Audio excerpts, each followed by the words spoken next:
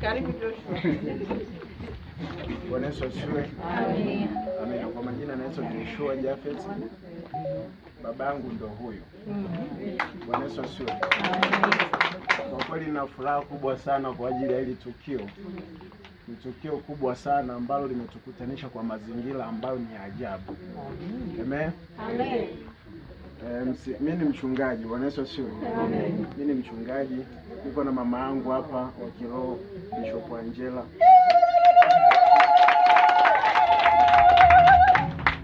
Kwa hiyo mimi nashangaa hili tukio ni kama sinema fulani.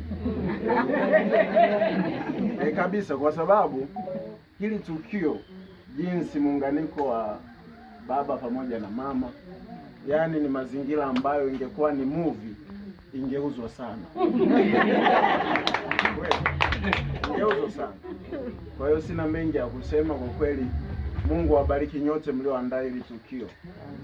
Hii ni alama isiyofutika. Bwana Yesu asifiwe. Amen. Ni alama isiyofutika, na mimi na machache tu kumwambia baba, kwa kweli umepata piskari.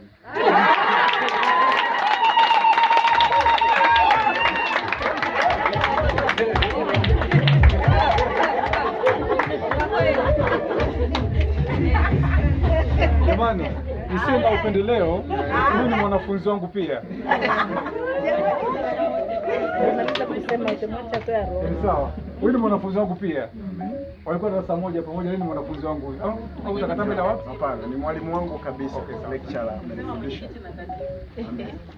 Kwa hiyo baba, usiwe na mashaka, kwa sababu mama nimekaa naye mimi. Tangu baba kumjua, tumejuana na mama kabla ya baba.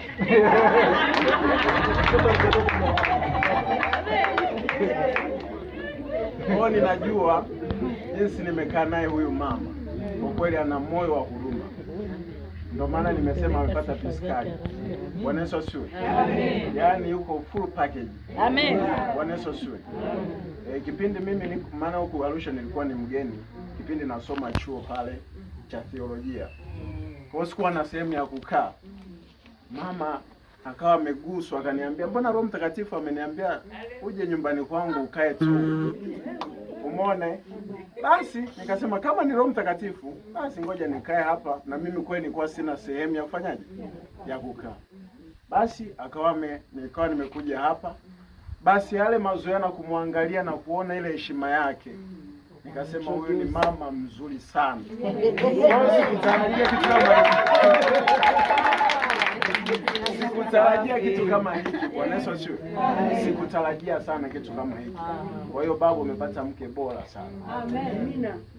Na huyu mke bora ni ishara kuwa hata na mimi wa kwangu itakuwa ni rahisi.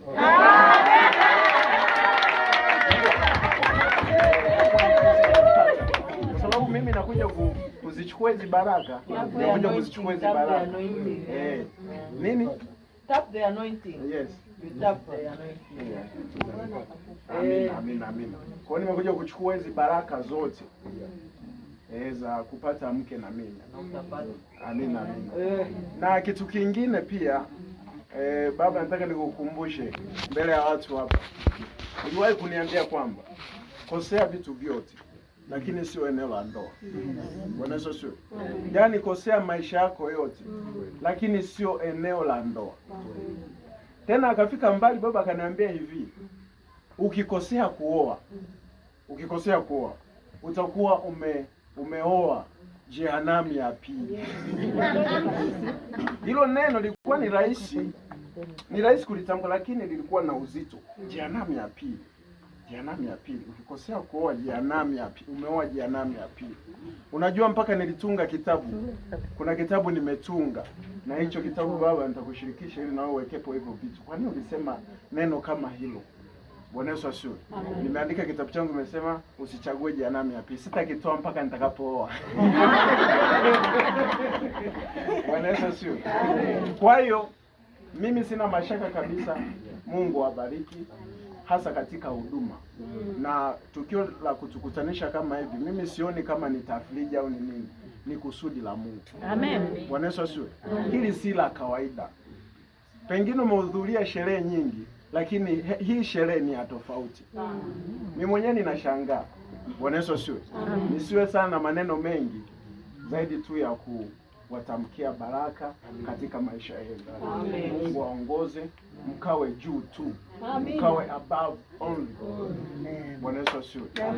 Amen. Katika mambo yenu yote, adui asiwapate. Amen. Bwana Yesu asifiwe. Amen. Na Mungu awabariki sana.